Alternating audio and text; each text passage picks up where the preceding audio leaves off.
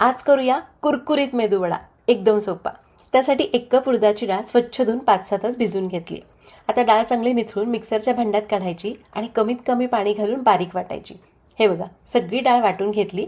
आता हातानेच हे पीठ पांढरट रंगावर येईस्तोवर हलकं फुलकं होईस्तोवर फेटून घ्यायचं. ते कसं ओळखायचं?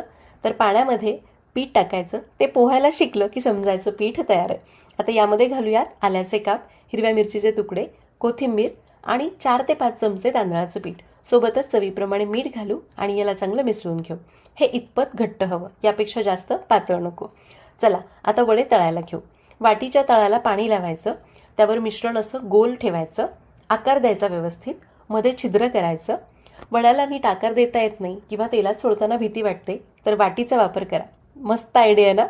तर आता काय करू, तेल मध्यम गरम झालं की वाटी अशीच तेलावर धरायची. वडा तेलामध्ये बुडवून ठेवायचा. 5-6 सेकंदाने आपोआप तेलामध्ये सुटतो. सगळे वडे असेच करून घेऊ. आता वडे तेलात सोडले, त्यांनी आकार धरला की वडे उलटायचे आणि कुरकुरीत होईपर्यंत मध्यम आचेवर तळायचे. आणि हो, मेदूवडा फुटेल बिटेल अशी भीती वाटत असेल तर डिटेल रेसिपी टिप्ससह यूट्यूबवर आहे. Medu vada by Sarita's kitchen search करा, सगळे प्रॉब्लेम सॉल्व्ह होतील. मस्त कुरकुरीत मेदूवडे तळून झालेत. अशाच रेसिपीजसाठी लाईक आणि फॉलो करा. Happy cooking.